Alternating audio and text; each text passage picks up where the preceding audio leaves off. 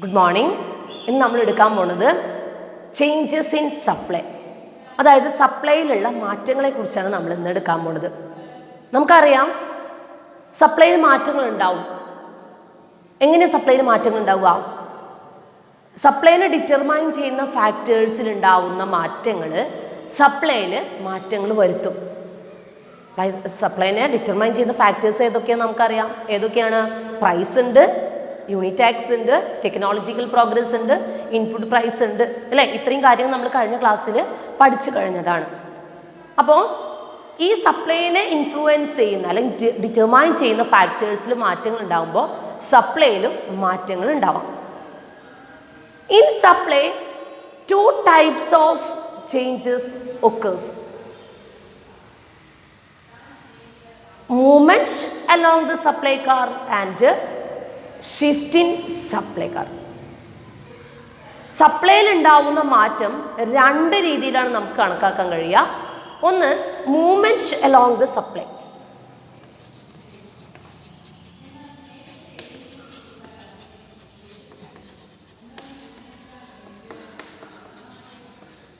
Movement along the supply curve. രണ്ടാമത്തത് shift in supply curve.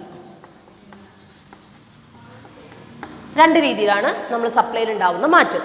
Movement along the supply കർവും അതുപോലെ തന്നെ shift in supply കർവും. അതിൽ നമ്മൾ first നമ്മൾ പഠിക്കാൻ പോകുന്നത് movement along the supply curve. First പഠിക്കാൻ പോകുന്നത് movement along the supply curve.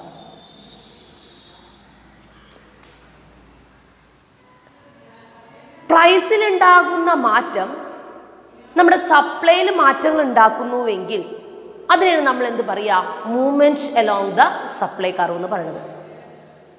Price വർദ്ധിക്കുകയോ price കുറയുകയോ ചെയ്യുമ്പോൾ നമുക്ക് സപ്ലൈയിൽ അളവിലുണ്ടാവുന്ന മാറ്റങ്ങൾ, അതിനെയാണ് നമ്മൾ എന്തിലൂടെ പഠിക്കുന്നത്? Movement along the supply curve എന്നുള്ളതിലൂടെ നമ്മൾ പഠിക്കുന്നത്. ദെൻ 2 രീതിയിലാണ് നമുക്കത് കാണാൻ കഴിയുക. Expansion of supply.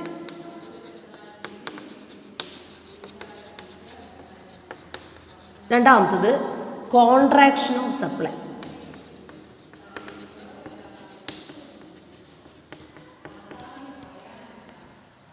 പ്രൈസിലുണ്ടാകുന്ന മാറ്റം നമ്മുടെ സപ്ലൈനെ വർദ്ധിപ്പിക്കുന്നുവെങ്കിൽ, പ്രൈസ് ഇൻക്രീസ് ചെയ്യുമ്പോൾ സപ്ലൈ വർദ്ധിക്കുന്നുവെങ്കിൽ അതിനെയാണ് നമ്മൾ എന്ത് പറയുക? Expansion of supply. പ്രൈസ് കുറയുമ്പോൾ സപ്ലൈ കുറയുകയാണെങ്കിൽ അതാണ് നമ്മൾ എന്ത് പറയുക? Contraction of supply. അതായത് സപ്ലൈയുടെ ചുരുക്കം, സപ്ലൈയിൽ ഉണ്ടാകുന്ന കുറവ്. 2 രീതി നമുക്ക് നോക്കാം. നമുക്കൊരു ഡയഗ്രത്തിലൂടെ വെച്ച് നോക്കിയാൽ നമുക്ക് മനസ്സിലാക്കാൻ കഴിയും.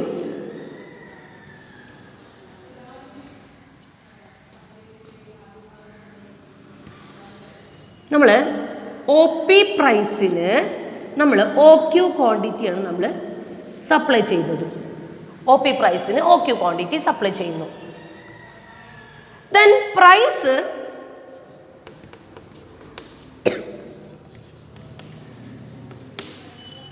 OP1 ആയിട്ട് വർദ്ധിച്ചു. നമുക്കറിയാം പ്രൈസ് കൂടുമ്പോൾ എന്ത് ചെയ്തിരിക്കും? സപ്ലൈ വർദ്ധിക്കുന്നു. അല്ല, സപ്ലൈ എന്ത് ചെയ്തു? വർദ്ധിച്ചു. പ്രൈസ് കൂടുമ്പോൾ സപ്ലൈ കൂടി. ദെൻ അപ്പോൾ എ എന്നുള്ള ഈ പോയിന്റിൽ നിന്നും ബി എന്നുള്ള പോയിന്റിലോട്ട് മാറുകയാണ്. നമ്മുടെ സപ്ലൈ വർദ്ധിച്ചു, അല്ലേ? പ്രൈസ് കൂടിയപ്പോൾ സപ്ലൈ വർദ്ധിച്ചു. അപ്പോൾ ഈ എയിൽ നിന്ന് ബിയിലോട്ടുള്ള ആ മാറ്റത്തെ നമ്മൾ മൂവ്മെൻ്റ് ആണ്, അല്ലേ? സെയിം സപ്ലൈ കർവിലൂടെയുള്ള ഒരു മൂവ്മെൻ്റ് ആണ് നമ്മൾ പറയണതാണ്. ഈ മൂവ്മെൻറ്റിന് നമ്മൾ പറയുന്ന പേരാണ് എന്ത്? Expansion of supply.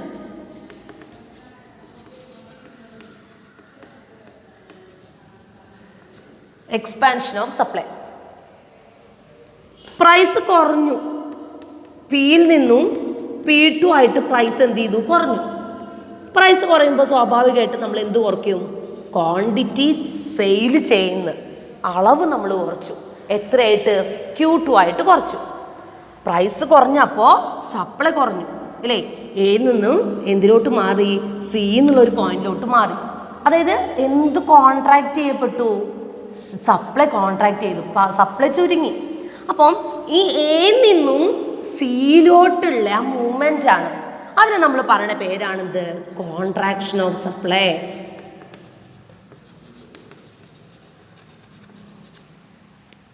Okay, price കൂടിയപ്പോൾ സപ്ലൈ കൂടി, അതിന് നമ്മൾ എക്സ്പാൻഷൻ ഓഫ് സപ്ലൈ എന്ന് പറയും. പ്രൈസ് കുറഞ്ഞപ്പോൾ സപ്ലൈ കുറഞ്ഞു, അതിന് നമ്മൾ എന്ത് പറയുന്നു? കോൺട്രാക്ഷൻ ഓഫ് സപ്ലൈ എന്ന് പറയുന്നു. ഓക്കെ, ദെൻ ഇനി അടുത്ത രണ്ടാമത്തതാണ് നമുക്ക് ഷിഫ്റ്റ് ഇൻ സപ്ലൈ കർവ്.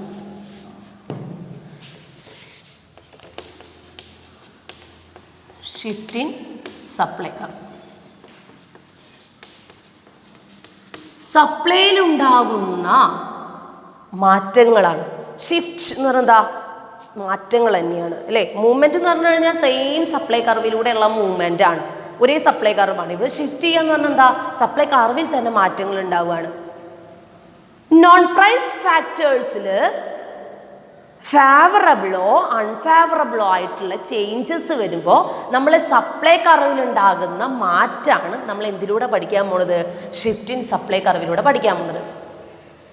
അതായത് സപ്ലൈ കർവിനെ ഡിറ്റർമൈൻ ചെയ്യുന്ന നോൺ പ്രൈസ് ഫാക്ടേഴ്സിൽ ഉണ്ടാവുന്ന ചേഞ്ചസ് ആണ് നമ്മളെ സപ്ലൈനെ എന്ത് ചെയ്യുന്നത്? കർവിനെ തന്നെ എന്ത് ചെയ്യാൻ കാരണമാണത്? ഷിഫ്റ്റ് ചെയ്യിപ്പിക്കാൻ കാരണമാണത്. അപ്പം രണ്ട് രീതിയിലുള്ള സപ്ലൈ കർവിൽ മാറ്റങ്ങൾ രണ്ട് രീതിയിൽ നമുക്ക് കാണാൻ കഴിയും. ഒന്ന് increase in supply and decrease in supply. രണ്ട് രീതിയിലുള്ള മാറ്റങ്ങളാണ്. Then first increase in supply എന്ന് പറയുമ്പോൾ നമുക്കറിയാം സപ്ലൈ എന്ത് ചെയ്യാണ്? വർദ്ധിക്കുകയാണ്, സപ്ലൈയിൽ വർധനവ് വരികയാണ്.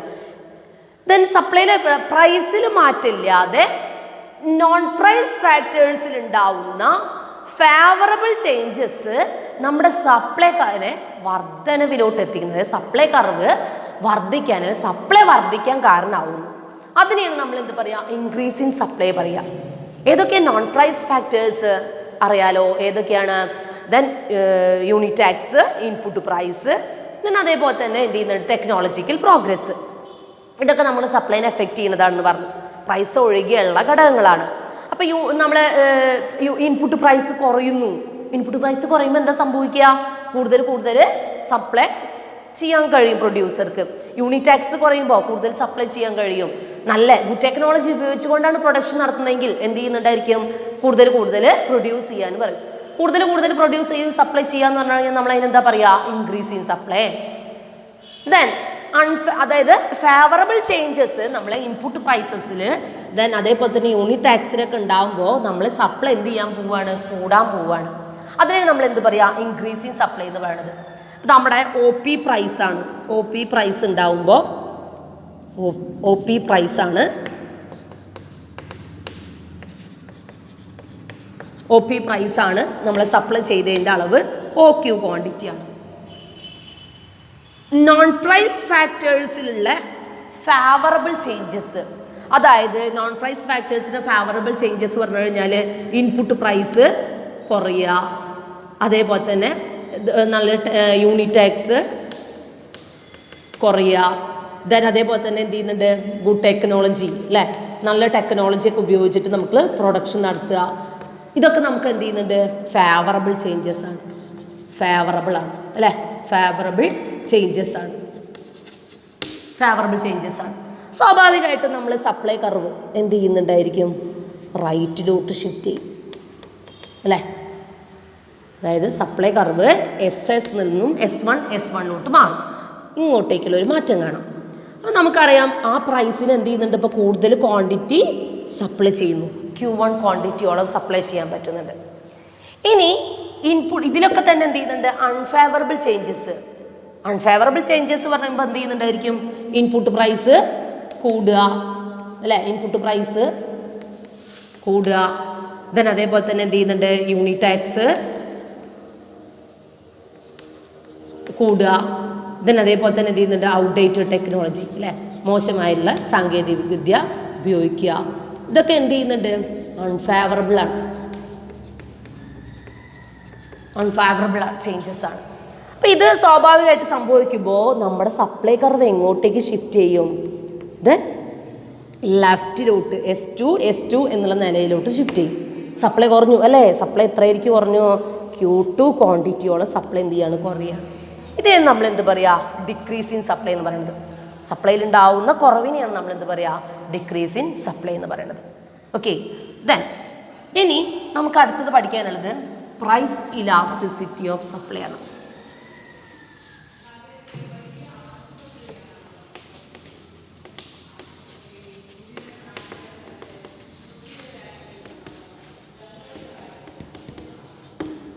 Price elasticity of supply. The price elasticity of supply, the rate of impact on supply due to change in price of a goods is called price elasticity of supply. അതായത് സപ്ലൈയിലുണ്ടാകുന്ന പ്രൈസിലുണ്ടാകുന്ന ഒരു വസ്തുവിൻ്റെ അല്ലെങ്കിൽ ഒരു ഗുഡിൻ്റെ വിലയിലുണ്ടാകുന്ന മാറ്റത്തിൻ്റെ ഫലമായിട്ട് സപ്ലൈയിലുണ്ടാകുന്ന മാറ്റത്തിൻ്റെ അളവിനെ, അതായത് സപ്ലൈയിലുണ്ടാകുന്ന റെസ്പോൺസ് കാണിക്കുന്നതിനെയാണ് നമ്മൾ എന്ത് പറയുക? പ്രൈസ് ഇലാസ്റ്റിസിറ്റി ഓഫ് സപ്ലൈ എന്ന് പറയുന്നത്. എത്രത്തോളം മാറ്റങ്ങൾ, വിലയിലുണ്ടാവുന്ന ചേഞ്ചസ് നമ്മൾ സപ്ലൈയിൽ എത്രത്തോളം മാറ്റത്തിന് കാണിക്കുന്നു, അതിനെയാണ് നമ്മൾ എന്ത് പറയുക? പ്രൈസ് ഇലാസ്റ്റിസിറ്റി ഓഫ് സപ്ലൈ എന്ന് പറയുന്നത്. പ്രൈസ് ഇലാസ്റ്റിസിറ്റി ഓഫ് സപ്ലൈ നമുക്ക് എങ്ങനെ ഇക്വേഷൻ, ഇത് നമുക്ക് എന്ത് ചെയ്യാം? പ്രൈസ് ഇലാസ്റ്റിസിറ്റിയുടെ ഓഫ് സപ്ലൈയുടെ ഇക്വേഷൻ ഡിറൈവ് ചെയ്യണം. നമുക്കറിയാം ഫസ്റ്റ് സ്റ്റെപ്പ് എന്താണ്? Elasticity of supply equal to percentage change in quantity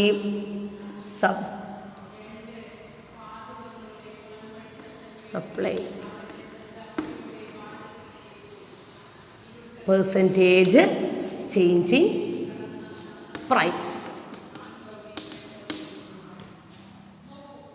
അതായത് ഇനിയിപ്പോൾ നമുക്ക് percentage change in quantity supply എന്ന് പറഞ്ഞു കഴിഞ്ഞാൽ change in quantity divided by initial quantity into 100. Change in quantity എന്ന് പറഞ്ഞു കഴിഞ്ഞാൽ ആദ്യത്തെ ക്വാണ്ടിറ്റി, ആദ്യത്തെ ക്വാണ്ടിറ്റിന് നമ്മൾ പറയുന്ന പേരാണ് Q0. Initial quantity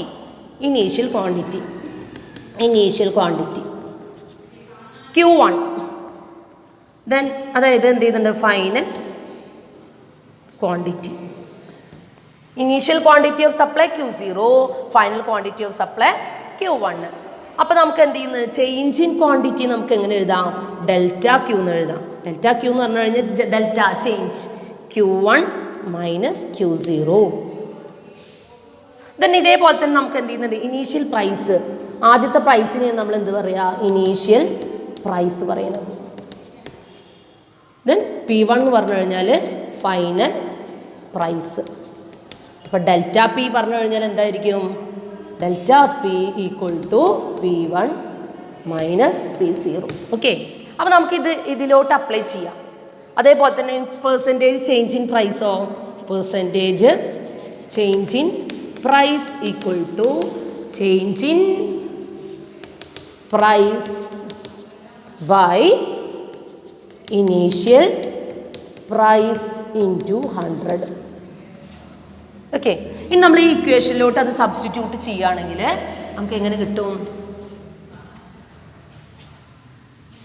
change in quantity delta Q by initial quantity എന്താണ്? Q അല്ലേ? Initial quantity Q0. ദെൻ അതേപോലെ തന്നെ എന്ത് ചെയ്യുന്നുണ്ട്? Divide into 100 divided by delta P by P0 ഇൻറ്റു 100. നമുക്ക് ക്യാൻസൽ ചെയ്ത് പോകുമ്പോൾ ബാക്കി എത്രയാണ്? Delta Q by Q0 delta P by P0. Then മൾട്ടിപ്ലിക്കേഷനിലോട്ട് പോകുമ്പോൾ delta Q by Q0 into P0 by delta P. Cross മൾട്ടിപ്ലിക്കേഷനിലോട്ട് എത്തുമ്പോൾ elasticity of supply cross multiplication എത്തുമ്പോൾ delta Q by delta P into P0 by Q0. This is the equation of price elasticity of supply. Elasticity വെച്ചുകൊണ്ടുള്ള ഒരു problem ആണ് ഞാൻ പറഞ്ഞു തരാൻ പോകുന്നത്. when the price of a commodity increased from rupees 10 to rupees 20, its supply increased from 100 to 150 units. അതായത് നമ്മൾ എന്ത് ചെയ്യുന്നുണ്ട്, അപ്പോൾ ആദ്യത്തെ പ്രൈസ് അല്ലേ, ഒരു കമ്മോഡിറ്റിയുടെ പ്രൈസ് 10 രൂപയിൽ നിന്ന് 20 രൂപയായി. സപ്ലൈ അപ്പോൾ എന്ത് ചെയ്യുന്നുണ്ട്, 100 യൂണിറ്റിൽ നിന്നും എത്രയായിട്ട് 150 യൂണിറ്റ് ആയിട്ട് വർദ്ധിച്ചു. അപ്പോൾ നമുക്ക് ആദ്യത്തെ പ്രൈസ് അല്ലേ, ഇനീഷ്യൽ പ്രൈസ് P0 ഏതാണ്, 10 ആണ്. Then P0 equal to 10. Then price എത്രയിൽ നിന്ന് എത്രയിലേക്കാണ്, ദെൻ രണ്ടാമത്തെ ഫൈനൽ പ്രൈസ് എത്രയാണ്, P1 എത്രയാണ് ശരിക്കും, ദെൻ 20. അപ്പോൾ ഡെൽറ്റ പി എത്ര കിട്ടി, 20 മൈനസ് 10 ഈക്വൽ ടു 10. ദെൻ ഇനി ആദ്യത്തെ ക്വാണ്ടിറ്റി എത്രയാണ്, Q0 ഈക്വൽ ടു 100 അല്ലേ. Then Q1 150. അപ്പോൾ നമുക്ക് ഡെൽറ്റ ക്യൂ കിട്ടിയല്ലോ. ഡെൽറ്റ ക്യൂ എന്താണ്, Q1 മൈനസ് Q0. അതായത് എന്ത് ചെയ്യുന്നുണ്ട്, 150 minus 100 equal to 50. Okay. Then ഇനി നമുക്ക് എന്ത് ഇക്വേഷൻ എന്താണ്, elasticity of supply equal to delta Q by delta P into P0 by Q0 apply ചെയ്യാലോ. ദെൻ എങ്ങനെ കിട്ടും, ഡെൽറ്റ ക്യൂ എത്രയാണ്, 50 50 ബൈ എത്രയാണ് ഡെൽറ്റ പി 10 ഇൻറ്റു P0 10, Q0യോ 100. എത്ര കിട്ടി, 0.5. ഇതാണ് നമ്മുടെ പ്രൈസ് ഇലാസ്റ്റിസിറ്റി ഓഫ് സപ്ലൈ ഉപയോഗിച്ചുകൊണ്ടുള്ള പ്രോബ്ലം. ഓക്കെ, ശരി. അപ്പോൾ ഇന്നത്തെ ക്ലാസ്സിൽ നമ്മൾ പഠിച്ചത് പ്രൈസ് ഇലാസ്റ്റിസിറ്റി ഓഫ് സപ്ലൈ എന്താണെന്ന് പഠിച്ചു, അതിൻ്റെ കാൽക്കുലേഷൻ പഠിച്ചു, ചേഞ്ചസ് ഇൻ സപ്ലൈയും പഠിച്ചു. ഇനി ദെൻ നെക്സ്റ്റ് ക്ലാസ്. ഓക്കെ, ശരി.